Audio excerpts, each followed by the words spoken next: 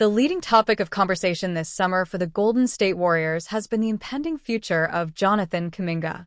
The franchise is in a contract standstill with the 21-year-old, hoping to have him sign the qualifying offer for next season, while he wants a long-term deal.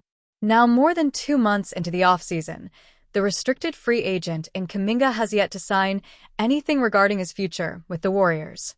As the situation has been leading headlines on a Stephen Curry-led title hopeful, many have given their thoughts on how either Kuminga or Golden State should approach the gridlock. Speaking with Action Network, former Warriors star and Hall of Fame point guard Tim Hardaway stated what he believes Kuminga should do. "It's difficult for Kuminga. I know he doesn't fit in their skin. After 2 or 3 years, you know you don't fit, and you try to get a trade," Hardaway said. "He's going to have to sign a 1-year deal. He's going to have to go in there and play his expletive off." Kuminga remains an unsigned restricted free agent and is reportedly holding up the Warriors from making further roster changes for next season. Hardaway blames CBA for Kuminga's situation. While Kuminga has expressed interest in a long-term deal worth $20 to $30 million annually, Golden State is hopeful he will return on the roughly $7.9 million qualifying offer. Hardaway blames the current collective bargaining agreement signed by the players' union for the type of situation Kuminga and Golden State find themselves in now. The majority of them didn't want to go that way, but they were persuaded to go that way because they were looking at the money that they were getting already, Hardaway said from a player's perspective on the CBA. "So now they understand that we messed up. We should not have done that collective bargaining agreement, so we could be this unrestricted free agent." Based on the CBA, players like Kuminga have found themselves in similar, restricted free agent situations. Both Josh Giddey and Cam Thomas were similar cases, but both recently agreed on deals to return to their teams from last season. Kuminga differs, and as of now, continues to hold little influence on his future, as seen with the contract standstill.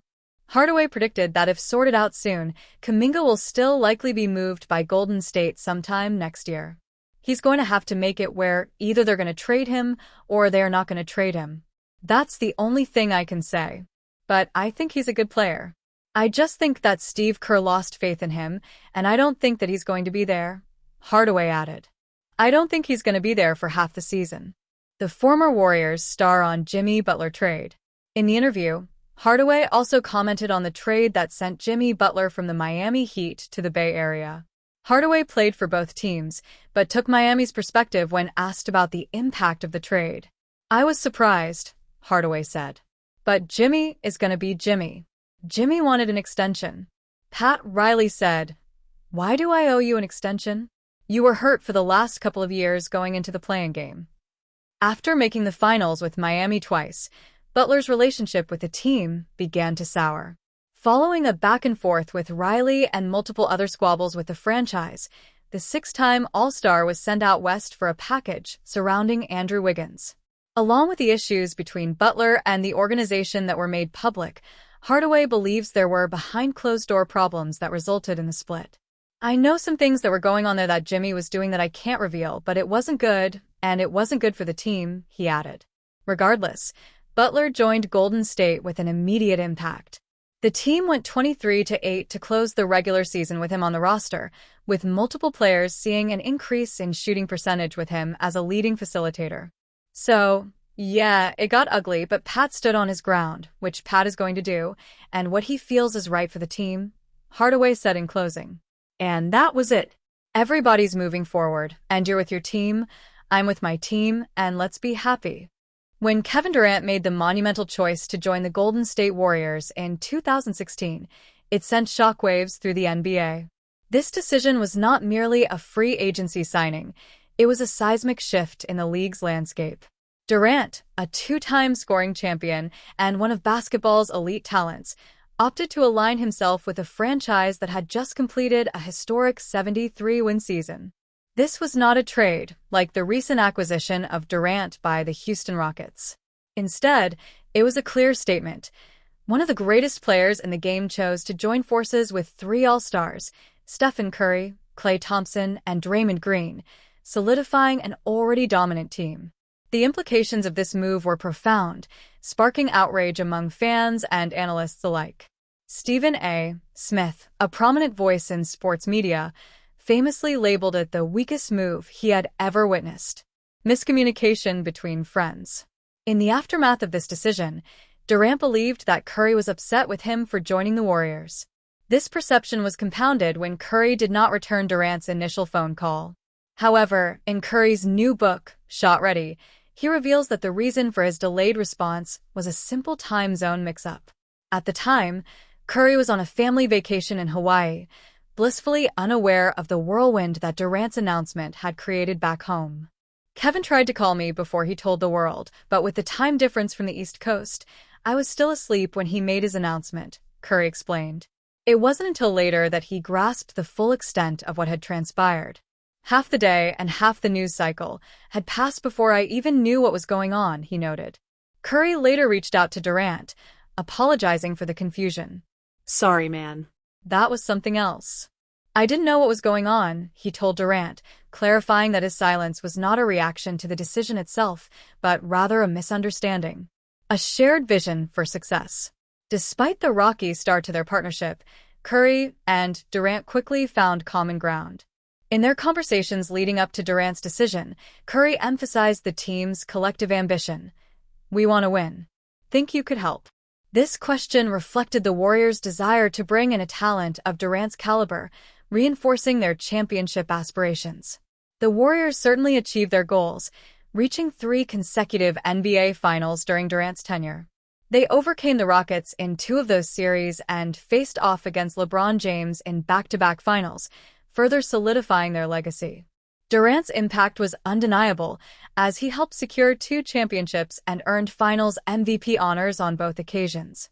In retrospect, Durant's move to Golden State was not just about joining a successful franchise, it was about crafting a dynasty that would dominate the league for years to come. As the Rockets now navigate their own blockbuster offseason moves, including Durant's return, the echoes of that 2016 decision continue to resonate throughout the NBA landscape. While the Golden State Warriors still have up to 6 roster spots to fill as their Jonathan Kuminga stalemate continues, they aren't the only team with moves to make as training camp draws near next month. One of those teams is the New York Knicks, who, after firing Tom Thibodeau and replacing him with longtime Warrior assistant Mike Brown, will be looking to take another step after falling to the Indiana Pacers in the Eastern Conference Finals. New York has been linked to a number of free agents as they look to finalize their roster in the coming weeks, including veteran guard Malcolm Brogdon, who has also garnered interest from Golden State. Warriors have obvious path to stealing Malcolm Brogdon from Knicks. Brogdon remains one of the more notable free agents left on the market, having won 6th Man of the Year with the Boston Celtics just 2 years ago. Depending on the Knicks' belief in young guard Tyler Kolek, Brogdon could prove a savvy signing to back up and even occasionally play alongside franchise star Jalen Brunson. But if Brogdon is on New York's radar, as insider Ian Begley of SNY recently stated, then why hasn't he signed? Perhaps it's got something to do with the Knicks only being able to offer a minimum contract and the 32-year-old looking to avoid the stature of being a veteran minimum player as he enters the latter portion of his career. Tom Brady breaks down Jaden Daniels' success and confidence. He has no fear of failure, the Herd. While the Golden State Warriors still have up to 6 roster spots to fill as their Jonathan Kuminga stalemate continues, they aren't the only team with moves to make as training camp draws near next month. One of those teams is the New York Knicks, who, after firing Tom Thibodeau and replacing him with longtime Warrior assistant Mike Brown, will be looking to take another step after falling to the Indiana Pacers in the Eastern Conference Finals. New York has been linked to a number of free agents as they look to finalize their roster in the coming weeks, including veteran guard Malcolm Brogdon, who has also garnered interest from Golden State. Warriors have obvious path to stealing Malcolm Brogdon from Knicks. Brogdon remains one of the more notable free agents left on the market, having won 6th Man of the Year with the Boston Celtics just 2 years ago.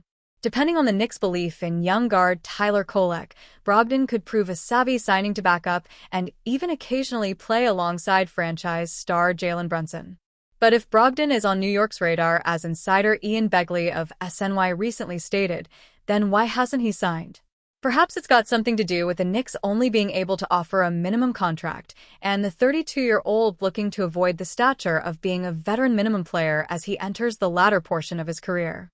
Knicks have had dialogue with free agent Ben Simmons over the course of the offseason and certainly have had interest in him, but club has never made a formal offer to Simmons, per league sources. Landry Shamet, Malcolm Brogdon among those on NYK radar for its lone roster spot. If that is the case, then the Warriors have an obvious path to stealing Brogdon from the Knicks' grasp. However, it would require Jonathan Kuminga to accept his $7.9 million qualifying offer, as many are now expecting, something that would be a disaster for Golden State even if it gives them an easier avenue to Brogdon. Having Kuminga sign the qualifying offer would allow the Warriors to open up the full non-taxpayer mid-level exception. In that instance, rather than sign Al Horford to the taxpayer MLE and be limited to minimum contracts with their other signings, Golden State could split the non-taxpayer MLE into multiple players. If the Warriors were truly interested in Brogdon, it would give them access to paying him a little more than the vet minimum, which would very likely sway the former Rookie of the Year from the Knicks and Minnesota Timberwolves. There's still a lot to play out before that point is reached, and we still don't know how interested in Brogdon the Warriors truly are, but the rising likelihood of Kuminga taking the qualifying offer does present a clear path to crushing the hopes of Knicks fans who want to see the 9-year veteran in the Big Apple.